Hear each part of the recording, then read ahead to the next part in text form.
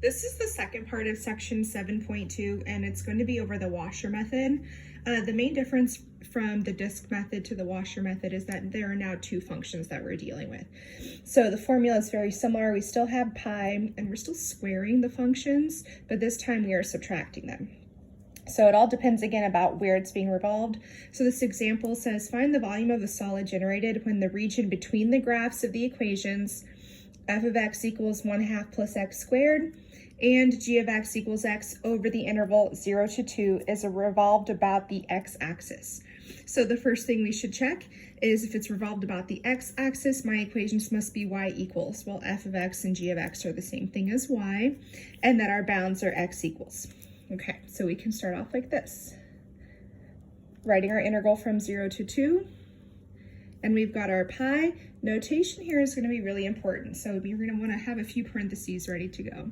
So I'm going to take this first function, 1/2 plus x squared, and I'm going to square that, minus the second function, x squared.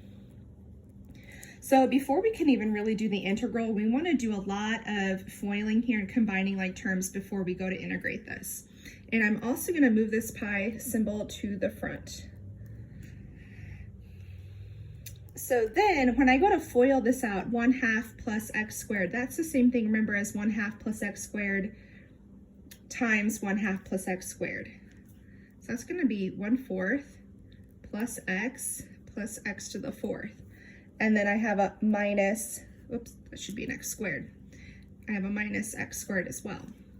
So at least that part would cancel out for me. So here's what I'm left with. This is what I'm going to take the integral of. 1/4 plus x to the fourth. Okay, so I have my pi. The integral of 1/4 is 1/4 x, and the integral of x to the fourth is 1/5 x to the fifth. And we are evaluating this between 2 and 0. So we will plug in a 2 everywhere and then plug in a 0.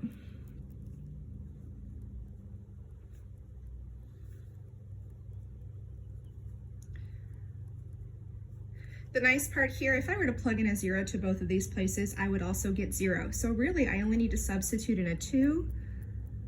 And then let's figure out what this is. Well, this is 1/2. And this is 2 to the fifth is 32, 32 fifths. And let's see what we come up with.